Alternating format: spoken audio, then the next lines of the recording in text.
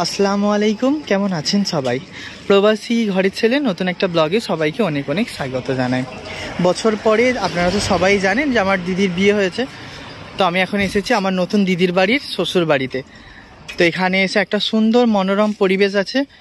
তো কিছু লোক আমাকে নিয়ে এসেছে এখানে বেড়াতে আসার জন্য। সময় বলছে এখন দুপুর ওই 11টার মতো বাজে।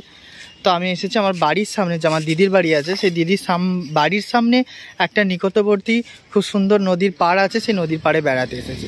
তো ভাবলাম যে আপনাদেরও সাথে করে নিয়ে আসি। তো আমি আপনাদের পরিচয় করিয়ে দিই। দিদির বাড়ির গ্রামটার নাম হচ্ছে, এটার নাম কি? পাঁচপাড়া চুনাভাটি। ঠিক আছে। তো এদিকে যে রাস্তাটা যাচ্ছে এটা কোথায় যেতে পারবো আমি?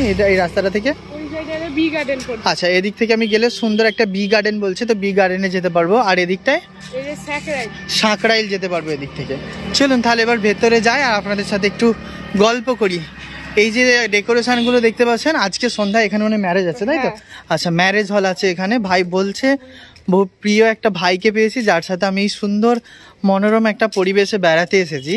তো এই বেড়াতে আসার পরে দেখছি এখানে খুব সুন্দরভাবে ডেকোরেশন করা আছে। জানি না কার বিয়ে। আচ্ছা, এই ম্যারেজ হলটা হিন্দু না মুসলিম?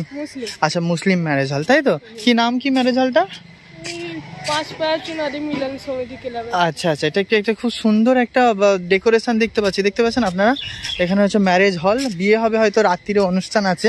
কিন্তু এই হলটা পাড়িয়েই সামনে একটা সুন্দর একটা মনোরম পরিবেশের নদীর ধার আছে। আপনাদের এখানে আমি অনেক নদীর ধারের সাথে পরিচয় করিয়েছি, কিন্তু এবছরে আমি আপনাদের একটা সুন্দর মনোরম পরিবেশে নিয়ে এসেছি। দেখুন এই নদীটার নাম কি? হুগলি নদী, তাই তো? আচ্ছা, এটা একটা হুগলি নদীর তীরবর্তী এলাকা। আর ঠিক এই পাড়টা পড়ছে চুনাভাটি, তাই তো?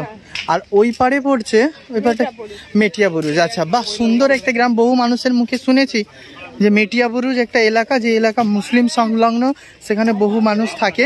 দেখেছেন? এই দেখুন কত সুন্দর। আচ্ছা, একটা বড় আসছে না, ওটা জাহাজ আসছে না বড় একটা? হ্যাঁ, একটা বড় দূর থেকে জাহাজও আসছে, আমি আপনাদের দেখাবো।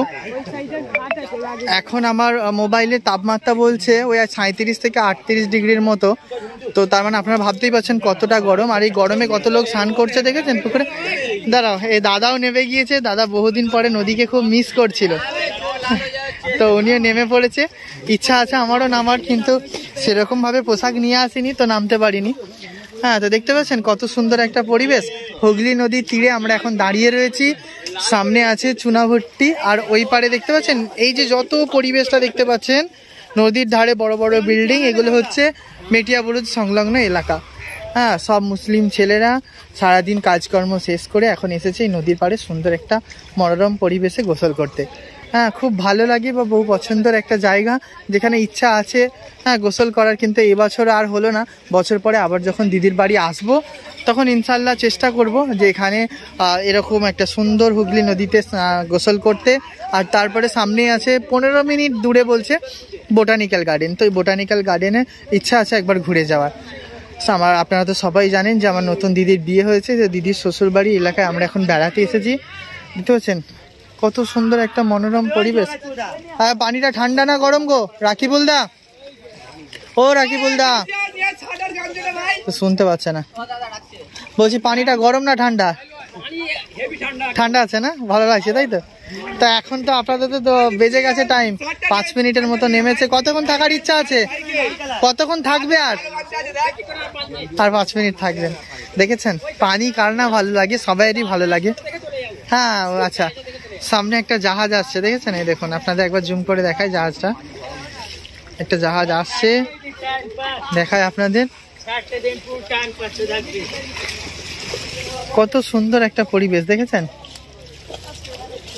চলুন জাহাজটা আসছে, আমি আসলে আপনাদের একবার দেখাচ্ছি কতটা কাছে চলে এসছে। দেখুন এতে করে বড় বড় জিনিস যার পার্সেল হয়, কিন্তু কথা হতে গেলে এখন খালি, সে তার গন্তব্যস্থলে ফিরে যাচ্ছে ধীরে ধীরে। সামনে একটা নৌকাও আছে ছোট্ট মতো, দেখছি ওখানে 3-4 জন বসে আছে মাছ ধরার জন্য। কি হলো, উঠে পড়লে কেন এক্ষুনি?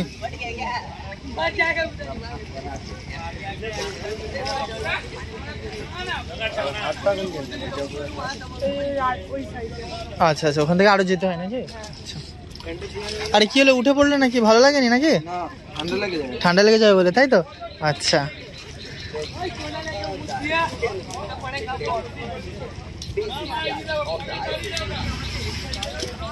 কত সুন্দর একটা মানে পরিবেশ। বিকালে আসলে আরো হাওয়া লাগতো, কিন্তু এখন সেরকম বাতাসটা বইছে নি। এখানে একটা সুন্দর ঘাট করে দিয়েছে, যাতে তার মানুষজন এখানে এসে ঘাটেতে স্নানটা সারতে পারে।